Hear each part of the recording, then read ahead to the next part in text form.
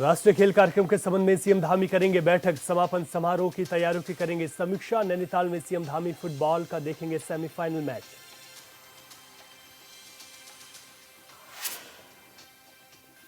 रुड़की में alert mode पर police प्रशासन। महापंचायत के स्थगित होने के बाद भी खानपुर और लक्सर में इकट्ठे हुए लोग। ड्रोन और सीसीटीवी से रखी जा रही नजर।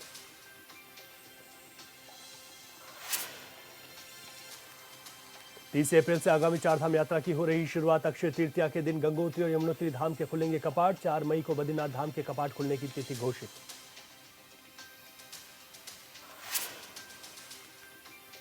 उत्तरकाशी के मनेरा के पास दोपहिया वाहन दुर्घटनाग्रस्त। घायल बाइक सवारों को देहरादून के लिए किया रेफर। 2 दिन में हो चुके 2 हादसे।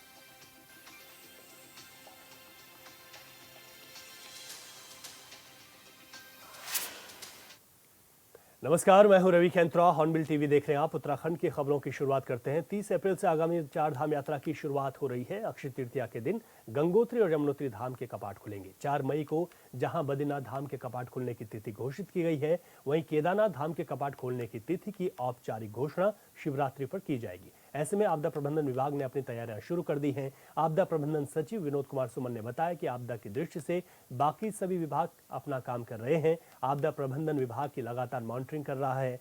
संबंधित जिलों के अधिकारियों के साथ लगातार बैठकें चल रही हैं।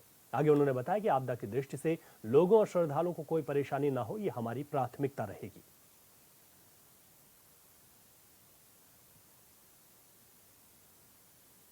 देखिए, बाकी विभाग अपना अपना काम कर रहे हैं। जहाँ तक आपदा के प्रबंधन की बात है, आपदा के प्रबंधन के लिए हम लोग लगातार मॉनिटरिंग कर रहे हैं। जो संबंधित जनपद हैं उनके साथ बैठक हमारी चल रही है और किस प्रकार से तैयारी की है, क्या-क्या कमियाँ रही हैं, कैसे और अच्छा उसको किया जाए, इसके बारे में निर्देश दिए गए हैं। हम लोग उम्मीद करते हैं कि हमारी व्यवस्थाएँ सुचारू रहेंगी और आपदा की दृष्टि से हम कोशिश करेंगे कि लोगों को परेशानी या तो न हो या कम से कम दिक्कत हो।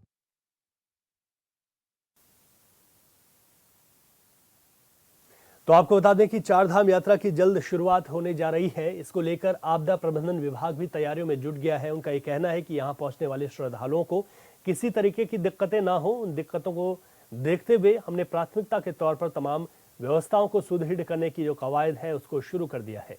तो चारधाम यात्रा की जल्द शुरुआत होने जा रही है।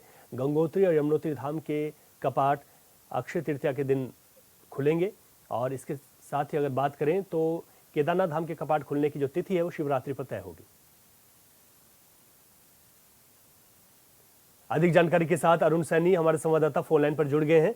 अरुण, चारधाम यात्रा की जो तैयारियां हैं और जिसको लेकर आपदा प्रबंधन विभाग भी ये कह रहा है, दावा कर रहा है कि उनकी ओर से तैयारियां पुख्ता की जा रही हैं, किस तरीके की ये तैयारियां हैं ताकि श्रद्धालुओं को कोई दिक्कत ना हो? जी रवि, बिल्कुल देखिए, प्रदेश में आगामी चारधाम यात्रा को लेकर के तैयारियां चल रही है और उत्तराखंड में 30 अप्रैल से चारधाम यात्रा की शुरुआत होने जा रही है। 30 अप्रैल को गंगोत्री और यमुनोत्री धाम के कपाट खुलेंगे। 4 मई को बद्रीनाथ धाम के कपाट खुलेंगे। तो वही केदारनाथ धाम के कपाट खुलने की तिथि की अभी घोषणा जो है वो शिवरात्रि के अवसर पर की जाएगी। लेकिन इससे पहले ही तमाम तैयारियां जो है चारधाम यात्रा को लेकर की जा रही है और आपदा प्रबंधन विभाग भी अपनी तैयारियों में जुट चुका है, क्योंकि जिस तरीके से साल दर साल श्रद्धालुओं की संख्या में भी इजाफा हो रहा है। जो अभी चारधाम यात्रा हुई थी उसमें कई तरीके की अनियमितताएं और गड़बड़ी जिस तरीके से देखने को मिली, तो वो तमाम चीजें इस बार उनकी पूर्णावर्ती ना हो, तो इसको लेकर के इस बार पहले से ही तमाम तैयारियां जो है वो जो चारधाम यात्रा से संबंधित विभाग है उनके द्वारा की जा रही है। चाहे उसमें आपदा प्रबंधन विभाग हो, पीडब्ल्यूडी विभाग हो, स्वास्थ्य विभाग हो, इस तरीके से सभी विभाग अपनी अपनी तैयारियां कर रहे हैं और आपदा प्रबंधन विभाग की भी तैयारियां जो चल रही है और इसमें तमाम बैठकें हो रही हैं। किस तरीके से आपदा के दृष्टिगत जो संवेदनशील क्षेत्र है वहां पर किस तरीके से कार्य करना है, जो कहाँ पर ऐसे जोन है जो जोखिम भरे जोन है उन्हें चिन्हित किया गया था। तो इन सबको लेकर के बैठकें लगातार चल रही है और कार्य भी लगातार चल रहा है। आने वाले समय में जो चारधाम यात्रा चलेगी तो उसमें किसी प्रकार की दिक्कत परेशानी श्रद्धालुओं को ना उठानी पड़े और किसी प्रकार की जो है अनियमितताएं या जो है चारधाम यात्रा में व्यवस्थाओं की कमी से श्रद्धालुओं को ना जूझना पड़े, तो इसको लेकर के तैयारियां की जा रही है। अब ऐसे में जो बैठकें चल रही है उन पर कितना काम होता है, जो तैयारियां चल रही है वो कितनी सही तरीके से होती हैं, आने वाले समय में जब यात्रा चलेगी तभी ये तमाम चीजें देखने वाली है। ठीक है, शुक्रिया अरुण आपका। आज सीएम धामी हल्द्वानी दौरे पर रहेंगे, जहां वे 14 फरवरी को होने वाले राष्ट्रीय खेलों के समापन समारोह के कार्यक्रम को लेकर समीक्षा बैठक करेंगे। साथ ही पुरुष फुटबॉल मैच में सेमीफाइनल में उत्तराखंड बनाम दिल्ली के बीच खेले जाने वाले मैच का भी अवलोकन करेंगे। वहीं कल से हल्द्वानी में ताइक्वांडो प्रतियोगिता भी शुरू होने जा रही है, जिसमें पूरे देश भर के खिलाड़ी भाग ले रहे हैं। सभी प्रतिभागियों का कहना है कि हम गोल्ड मेडल जीतकर अपने राज्य का नाम रोशन करेंगे। उधर ओलंपिक संघ के अध्यक्ष महेश नेगी का कहना है कि 14 तारीख को समापन समारोह की तैयारियों को लेकर तैयारियां तेज कर दी गई हैं और जिसको भव्य रूप देने के लिए आज समीक्षा बैठक की जाएगी।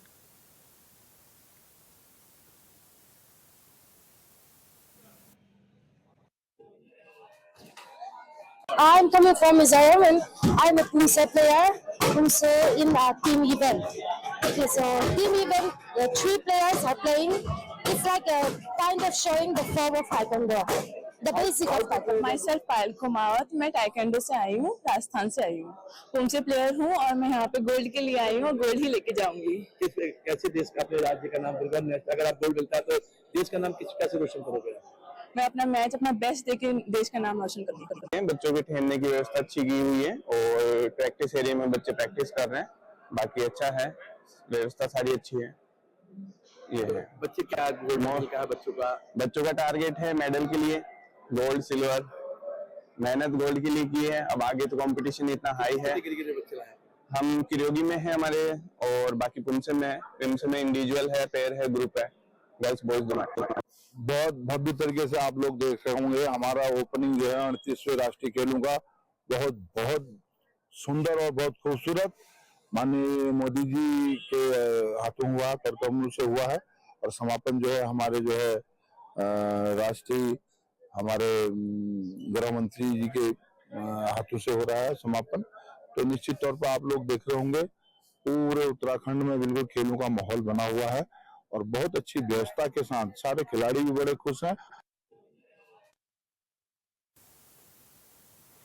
आगे बढ़ते हैं। पौड़ी जिले के फूलचट्टी में 38वें राष्ट्रीय खेल में शामिल सालालॉम कयाकिंग प्रतियोगिता का डीएम आशीष चौहान ने शुभारंभ किया, जिसमें प्रतिभागियों ने बढ़ चढ़कर हिस्सा लिया और कयाकिंग की कला का शानदार प्रदर्शन किया। बता दें कि ये प्रतियोगिता 6 फरवरी तक चलेगी, जिसमें पहले ही दिन पुरुष सालालॉम प्रतियोगिता में राजस्थान के प्रद्युमन सिंह राठौर ने गोल्ड, उत्तराखंड के धीरज सिंह कीर ने सिल्वर और मेघालय के पिनशेंग इन कुरबाह कांस्य पदक हासिल किया है। जबकि महिला टीम में उत्तराखंड की रीना सेन ने गोल्ड, एमपी की पल्लवी जगताप ने सिल्वर मेडल हासिल किया।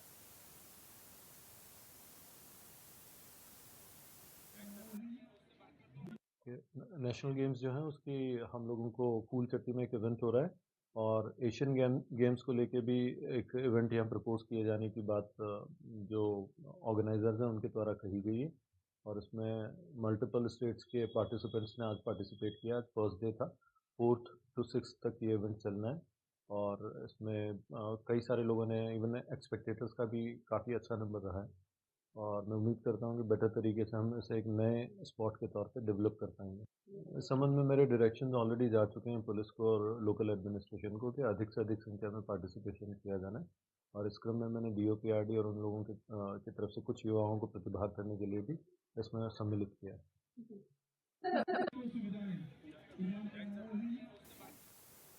चंपावत में 35वें राष्ट्रीय सड़क सुरक्षा महाअभियान के तहत एसएचओ लोहाघाट ने बाइक के रैली निकाली और जिसका उद्देश्य लोगों को यातायात सुरक्षा और नियमों का पालन करने के लिए जागरूक करना था। वहीं एसएचओ ने कहा कि यातायात के नियमों का पालन न करने और लापरवाही की वजह से कई लोगों की असमय मौत हो जाती है, जिसकी वजह से उनके परिवार को परेशानी का सामना करना पड़ता है। इसीलिए इस अभियान की शुरुआत की गई। साथ ही एसएचओ ने लोगों से अपील की है कि अपने नाबालिग बच्चों को वाहन न दें।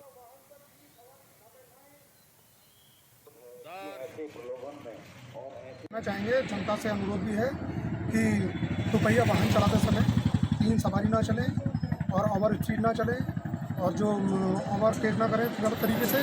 इसके नशा दारू पीकर जो है, शराब पीकर जो है वाहन ना चलाएं और इसके अतिरिक्त मोबाइल का प्रयोग ना करें, क्योंकि जब वो घर से निकलते हैं तो उनके परिवार वाले उनका इंतज़ार करते हैं।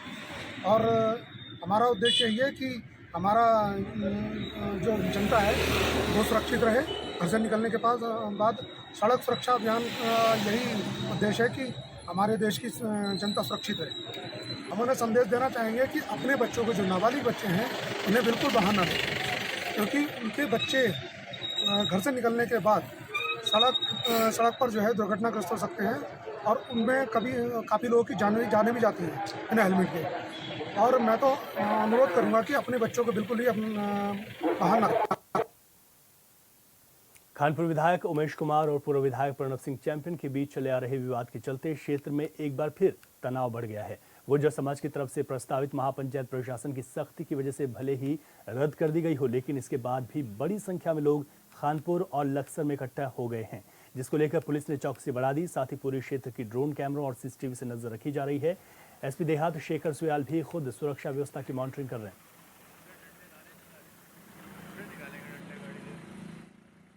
देखिए, 2-3 दिन पहले एक कॉल हुई थी महापंचायत की, तो उस कॉल में यद्यपि हमने दूसरे चैनल से बात करके उन लोगों ने सहमति दी है कि उनका पुलिस व्यवस्था कानून व्यवस्था पर पूरा यकीन है और वो उन्होंने कॉल ऑफ कर दिया था। लेकिन तब भी एक इंसिडेंट हम पहले फेस कर चुके हैं, जिसमें कॉल ऑफ के बाद भी काफ़ी सारे लोग एक स्थान पे इकट्ठा हुए थे और थोड़ा कानून व्यवस्था की स्थितियाँ पैदा हुई थी। तो इस बार हमने पूरी सतर्कता रखी है। हम ऐसी किसी भी कॉल, किसी भी भीड़ को अनुमति नहीं दे सकते जिसके बारे में पहले से तय हो चुका है कि वो लोग इकट्ठा नहीं हों। तो इसीलिए आप देख रहे होंगे कि हमारे बॉर्डरों पे, हमारे शहर में जो मेन हमारे एंट्री पॉइंट है, वहाँ पर हमने पुलिस को चौकस करके रखा हुआ है। देखिए, आपने सही प्रश्न पूछा। सोशल मीडिया आज हमारे लिए एक बहुत बड़ा चैलेंज है। अच्छी बातों के साथ साथ सोशल मीडिया की कोई एक छोटी सी गलत पोस्ट चिंगारी के तौर पर भी काम करती है, आमजन उसमें आक्रोशित होता है। तो मेरा आप जिम्मेदार चैनल के माध्यम से सभी से अपील है, आग्रह है कि किसी भी ऐसी पोस्ट को न करें, और अगर कोई पोस्ट होती है तो उसमें रिएक्ट करने की आवश्यकता नहीं है। हमारी सोशल मीडिया मॉनिटरिंग सेल और कई सारे हमारे जो माध्यम हैं, उससे हम सोशल मीडिया में भी सतर्क दृष्टि रखे हैं। कोई भी व्यक्ति वो कहीं का भी हो, अगर सोशल मीडिया या अपनी पोस्ट, अपने कमेंट के माध्यम से आमजन में विद्वेष या आक्रोश पैदा करने की कोशिश करेगा तो उसके खिलाफ हम सख्ती से निपटेंगे। कल भी हमने 3-4 मुकदमे FIR दर्ज की हैं और उसके बाद भी अगर आगे कोई करता है तो सख्त से सख्त कार्रवाई। अधिक जानकारी के साथ हमारे संवाददाता मनोज कश्यप इस वक्त फोन लाइन पर हमारे साथ हैं। मनोज, अगर देखा जाए तो कानपुर के मौजूदा विधायक और पूर्व विधायक के बीच लगातार जो आपसी मतभेद देखने को मिले और उसके बाद ये मामला लगातार तूल पकड़ता जा रहा है। एक तरफ इजाजत नहीं दे रही है पुलिस, लेकिन लोग इकट्ठा हो रहे हैं। ताज़ा अपडेट क्या है, मौजूदा क्या स्थिति बनी हुई है इस वक्त हरिद्वार में? बिल्कुल, देखिए रवि, खानपुर विधायक और पूर्व विधायक के बीच में ये पूरा मामला सोशल मीडिया पे चल रहा था, लेकिन बीती 25 जनवरी को ये मामला धरातल पे भी दिखाई दिया था, जब कुंवर प्रणव सिंह चैंपियन के द्वारा खानपुर विधायक उमेश कुमार के कार्यालय पर जाके फायरिंग की गई थी। उसके बाद यहाँ पे पूरे मामले का हाईकोर्ट ने भी संज्ञान लिया, पुलिस ने भी इस पर कार्रवाई करते हुए दोनों विधायक या पूर्व विधायक और विधायक के ऊपर कार्रवाई भी यहाँ पे की थी। हालांकि कुंवर प्रणव सिंह को जेल भेजा गया था 14 दिन की न्यायिक हिरासत में, जबकि यहाँ पे जो मौजूदा विधायक उमेश कुमार को जमानत दे दी गई थी। उसके बाद यहाँ पे 31 जनवरी को जो है महापंचायत का आयोजन होना था, लेकिन पुलिस ने इस महापंचायत पे रोक लगा दी गई थी। अब जो गुर्जर समाज के लोग हैं उनके द्वारा यहाँ पे ऐलान किया गया था कि 5 फरवरी यानी कि आज जो है एक महापंचायत की जाएगी लंडोरा रंग महल पे, लेकिन कहीं न कहीं अब इसको भी ध्यान में रखते यहाँ पे पंचायत पे रोक लगा दी गई है। हालांकि जो समाज के लोग थे, जिन लोगों ने इसका आयोजन किया था यहाँ पे महापंचायत का, उनके द्वारा सोशल मीडिया के माध्यम से लोगों से अपील की गई थी कि कोई भी व्यक्ति महापंचायत में नहीं आए, क्योंकि यहाँ पे महापंचायत अभी नहीं होगी, कानूनी कार्रवाई पे भरोसा कर रहे थे। हालांकि उसके बावजूद भी यहाँ पे तमाम उत्तराखंड के जो बॉर्डर है, जो नारसन बॉर्डर है, जो यूपी से जुड़े हुए बॉर्डर है, खासतौर पे वहाँ पे पुलिस बल को तैनात किया गया है। हालांकि सीसीटीवी कैमरे और ड्रोन से भी निगरानी रखी जा रही है। साफ तौर से देखा जा सकता है कि तमाम जो वाहन है यूपी से आने वाले उत्तराखंड, उनसे पूछताछ की जा रही है। ये देखा जा रहा है कि कोई ऐसा व्यक्ति तो नहीं है जो उत्तराखंड का माहौल बिगाड़ सकता है, हरिद्वार का माहौल बिगाड़ सकता है। ऐसे लोगों से पूछताछ भी की जा रही है। सख्ती से यहाँ पे पुलिस तमाम जो बॉर्डर है वहाँ पे डटी हुई है। जी ठीक है मनोज, आप नजर बनाए रखेगा। फिलहाल तनाव कम होता हुआ नहीं दिखाई दे रहा है, जो कि आपकी बातों से लग रहा है। आप नजर बनाए रखें, शुक्रिया आपका। केंद्रीय बजट के बाद अब उत्तराखंड सरकार भी बजट पेश करने वाली है, लिहाजा इसे लेकर कई तरह की बातें की जा रही हैं। हॉर्नबिल टीवी से बातचीत में बीजेपी के विधायक खजान दास ने कहा कि केंद्रीय बजट में भी आम जनता को बड़ी राहत मिली। अब प्रदेश सरकार भी आम जनता की समस्याओं को ध्यान में रखकर बजट बना रही है। बजट के साथ ही विधायक ने राष्ट्रीय खेलों और यूसीसी के सवालों पर भी जवाब दिया, सुनाते हैं आपको। राजपुर से विधायक खजान दास जी हमारे साथ मौजूद हैं। सर, केंद्रीय बजट आ गया है, किस तरह से आप इसको देख भी रहे हैं? 12 लाख तक की आय पर अब कोई टैक्स नहीं देना होगा। देखिए, इस समय का जो केंद्र सरकार ने जो बजट लाया, मैं सबसे पहले माननीय प्रधानमंत्री जी को और केंद्रीय वित्त मंत्री जी को बहुत बहुत बधाई देना चाहूँगा। ये बजट जनता के हित में है, लोक लुभावना बजट है और कुल मिलाकर के देखा जाए तो 12 लाख रुपए तक का छूट देना कर में, ये बहुत बड़ी बात है। पहले 7 लाख था, इसको बढ़ा करके 5 लाख और किया, तो 12 लाख रुपया जिस तरह से उन्होंने छूट में पूरी रियायत दी है, इसके लिए मैं बहुत बधाई और शुभकामनाएं देना चाहूँगा, क्योंकि ये बजट गरीबों का बजट है और एक पूरे भारत की जनता का, एक चाहे किसी भी कैटेगरी का व्यक्ति भारत में जो रहता है उसके हित का है। अच्छा सर, उत्तराखंड का भी क्योंकि बजट होना है, ऐसे में क्या लग रहा है, क्योंकि 9 फरवरी तक सुझाव भी मांगे गए हैं सभी लोगों से कि आप अपने सुझाव दे सकते हैं कैसा बजट होना चाहिए, और कैसा आपको भी लगता है कि इस बार का बजट होना चाहिए उत्तराखंड के लिए? देखिए, मैं सबसे पहले तो मुख्यमंत्री जी को बहुत बहुत बधाई और शुभकामनाएं देना चाहूँगा। और जैसा उन्होंने कहा मुख्यमंत्री जी ने कि ये जो 2025 का जो वर्ष है, 25 साल का उत्तराखंड होने जा रहा है और ये एक अच्छा वर्ष होगा और इसके लिए जो बजट भी आएगा वो बजट बहुत ही प्रदेश की जनता के हित का होगा।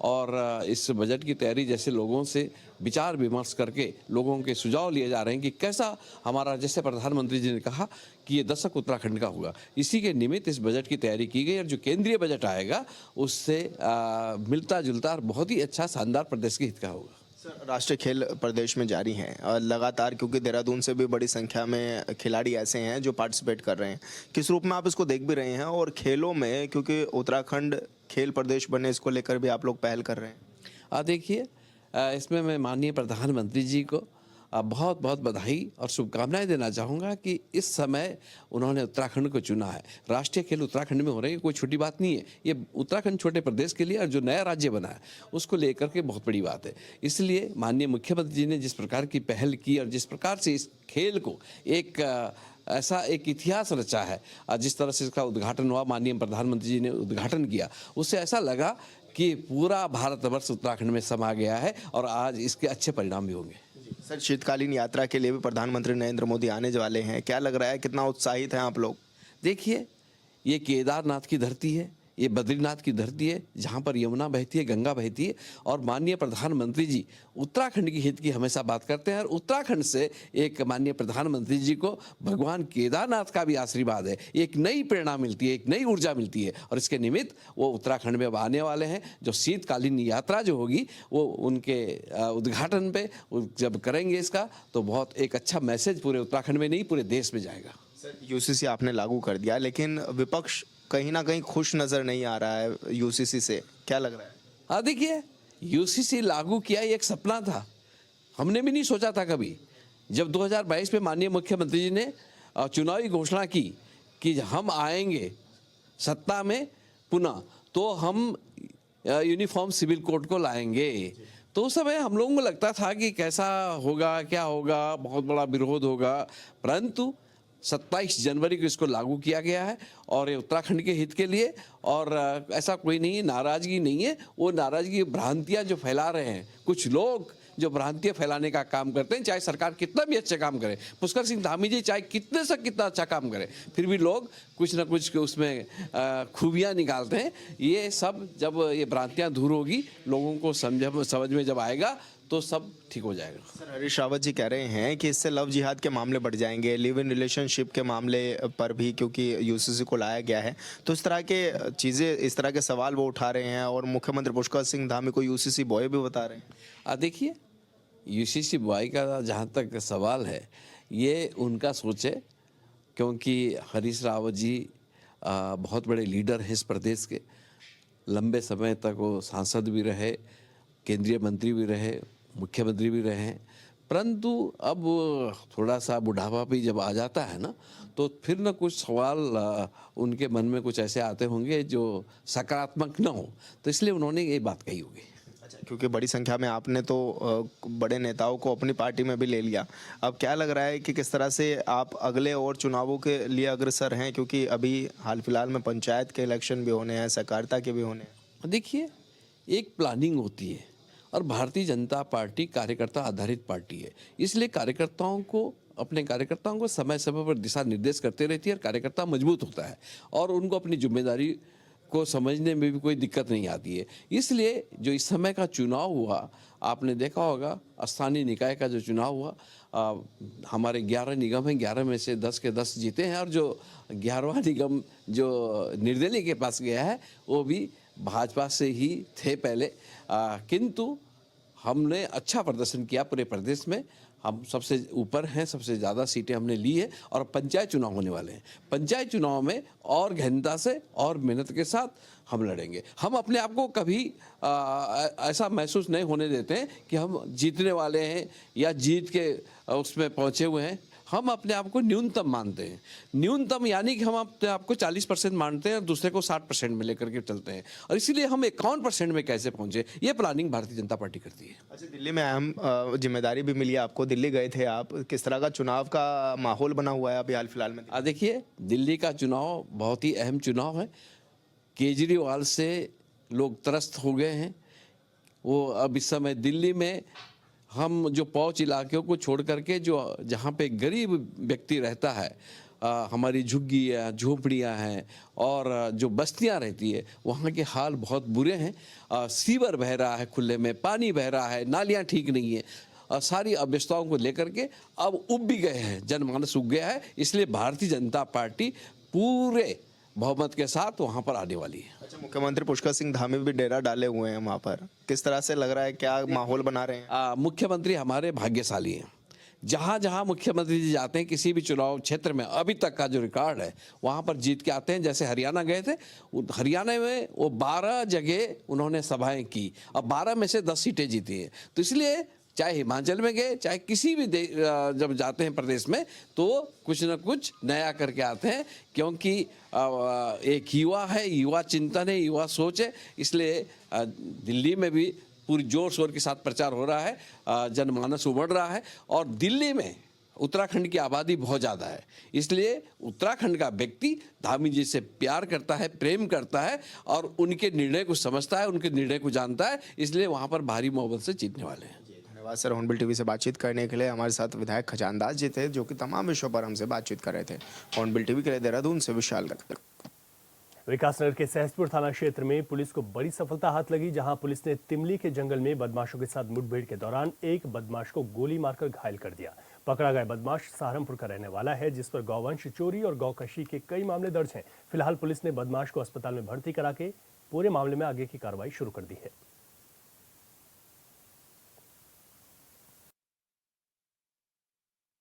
हुआ था इसमें सहसपुर थाने में, इसमें गौकशी का मामला आया था, जिसमें मुकदमा दर्ज था। चूँकि इसमें हमारी टीम को इनपुट भी मिल रहे थे इसमें कि जो पूर्व में यहाँ पर सक्रिय रहे हैं गौकशी में, इनका इसमें हाथ हो सकता है। इसके आधार पर पुलिस जो है चेकिंग कर रही थी। तिमली चौराहे से आगे जाकर वहाँ पर पुलिस मुठभेड़ में एक व्यक्ति को गोली लगी और एक मोटरसाइकिल से फरार हो गए। इसमें अभी जो पूछताछ में बात पता चली है कि पूर्व में भी गौकशी में शामिल रहा है, 2021-22 में भी रहा है, और इसके जो साथी हैं वो भी कहीं ना कहीं इसी तरह के अपराधों में लिप्त है। इसमें 3-4 लोगों के नाम अभी पूछताछ से पता चले हैं, जो अभी फरार है उसके बारे में भी जानकारी मिली है। हमारी दूसरी टीम भी उनकी तलाश में लगाई गई है। अभी वर्तमान में जिला अस्पताल में इसको दाखिल कराया गया है और विस्तृत पूछताछ के लिए भी हमारी एक टीम वहाँ पर काम कर रही है। उत्तरकाशी के मनेरा के पास एक दोपहिया वाहन दुर्घटनाग्रस्त हो गया। हादसे में फेयरवेल पार्टी में जा रहे 2 छात्र यहां पर गंभीर रूप से घायल हो गए। घायलों को मौके पर मौजूद लोगों ने निजी वाहन से जिला अस्पताल में भर्ती कराया, जहां दोनों की हालत को देखते हुए डॉक्टर ने देहरादून रेफर कर दिया। बता दें कि 2 दिनों में लगातार सड़क दुर्घटनाओं का ये दूसरा मामला है। मंगलवार को भी 2 छात्र हादसे में गंभीर रूप से घायल हो गए थे। ऐसे में पुलिस प्रशासन पर भी सवाल खड़े हो रहे हैं। दो केस जो सड़क दुर्घटना में घायल हुए हैं, एक आजाद जिसकी उम्र 18 साल और दूसरा रोहित 17 साल। दोनों की हेड इंजरी है और दोनों की जो है अनकॉन्शियस स्टेज में है। हम इनका जो है सीटी और प्राथमिक उपचार के बाद जो है न्यूरो सर्जन को आगे रेफर करना है। दो केस जो सड़क दुर्घटना में घायल हुए हैं, एक आजाद जिसकी उम्र 18 साल और दूसरा रोहित 17 साल। दोनों की हेड इंजरी है और दोनों की जो है। ज्योतिर्मठ के उन्नतशील काश्तकारों के लिए मुख्यमंत्री एकीकृत बागवानी विकास योजना काफी फायदेमंद साबित हो रही है। उद्यान विभाग के ज्येष्ठ उद्यान निरीक्षक ने बताया कि योजना के तहत इन दिनों ज्योतिर्मठ के काश्तकारों को 50% राज सहायता पर फल पौध का वितरण बड़े स्तर पर किया जा रहा है। उन्होंने बताया कि ग्रामीण क्षेत्रों के लिए भी निःशुल्क फल पौध वितरण का कार्यक्रम चलाया जाएगा।